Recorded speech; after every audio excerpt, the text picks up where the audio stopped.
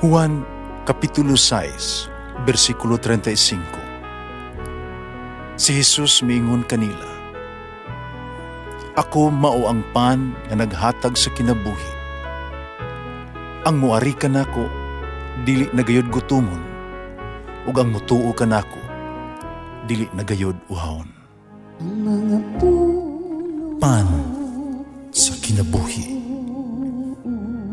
maglikon unta sa mong pagtuo ug gagakabi sa pagtuman sa imong mahal nga kasuguan.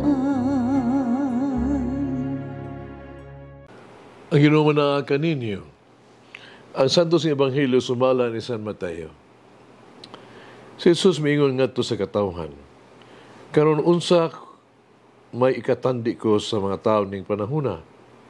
Sama sila sa mga bata nga nagyapungad sa merkado. Ang usa ka pundok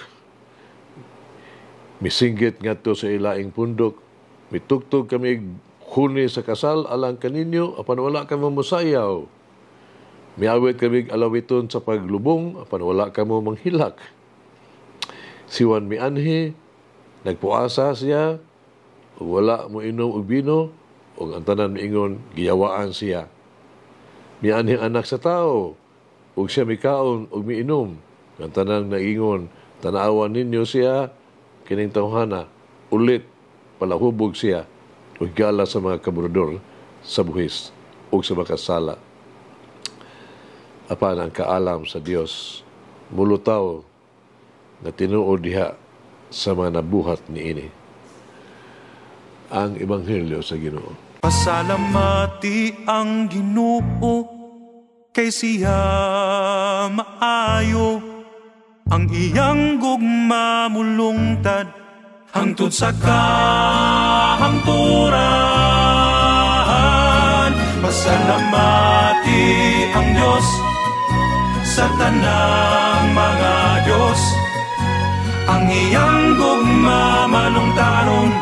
Pasalamati ang Ginoo sa mga Ginoo, ang iyang gugma malungtaron.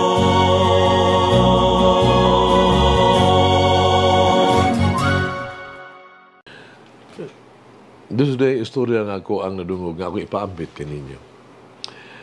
Di usa ka lulo ko no, o uban sa iyahang batanon nga apo, nga lalaki, naglakaw sila sa dalan.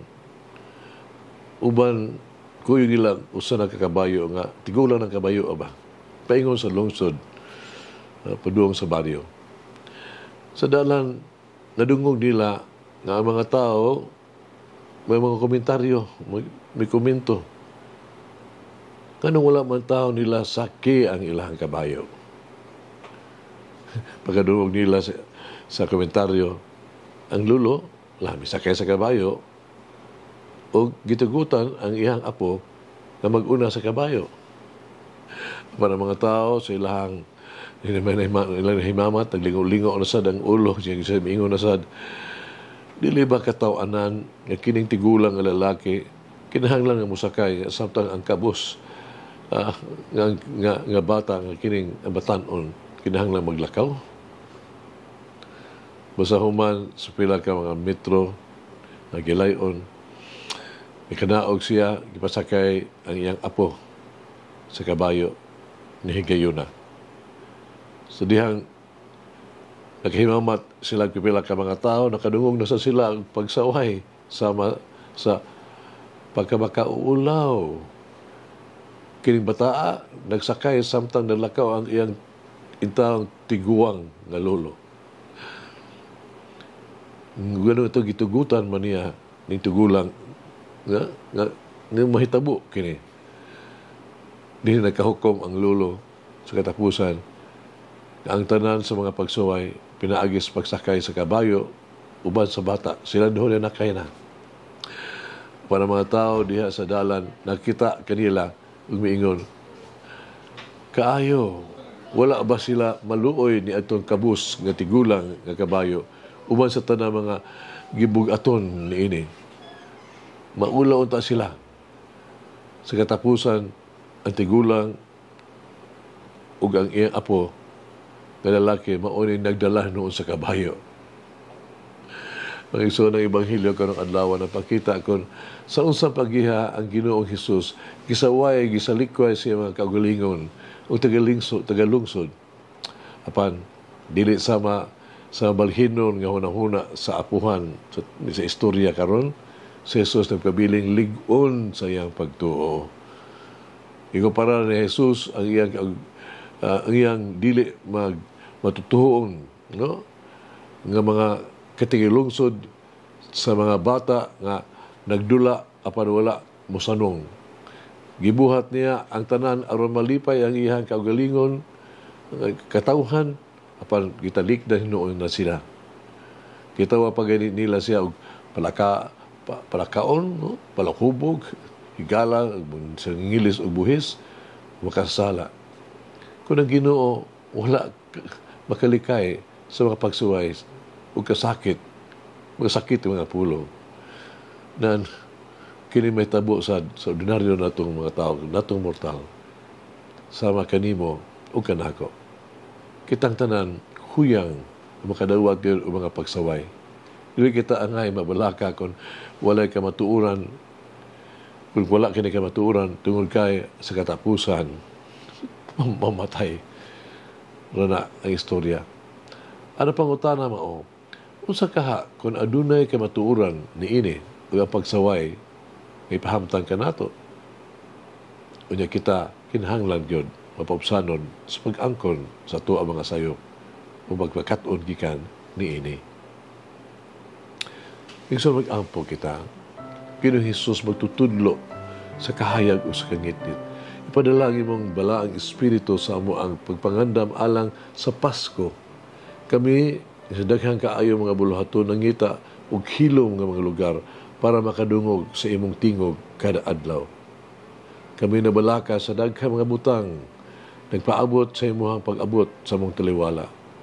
Kami, ipanalanginan sa daghang paagi, nanghandoy sa hingpit nga kalipay sa imong gingharian. Kami, kansa mga kasing-kasing, nabugat, nangita sa kalipay sa imong presensya. Kami imong katawhan na naglakaw sa kangitngit, apan nangita sa kahayag. Kanimo kami moingon, Marika, Ginoong Hesus. Amen. Mama Mary, free me from my childlessness and make me more childlike. Malangin ang Diyos magagahom sa tanan. Amahan, Anak, Espiritu Santo. Amen. May the Lord of the divine mercy bless us all, heal us from all diseases and suffering. Ayun unta niya kita, tanang mga sakit na sa lawas o sa kalag, body and soul. In the name of the Father, the Son, and of the Holy Spirit. Jesus, I trust in you. Amen. Whoever eats the bread of life will never hunger, says the Lord. Kay galaan inyong nabati ang pagpaambit ug hamubong pamalandong sa pulong sa Dios pinaagi sa tulumanon pan sa kinabuhi nga gidumala ni Monsignor Daddy Silva. Hangtod na usab sa sunod higayon, daghang salamat. The bread of life.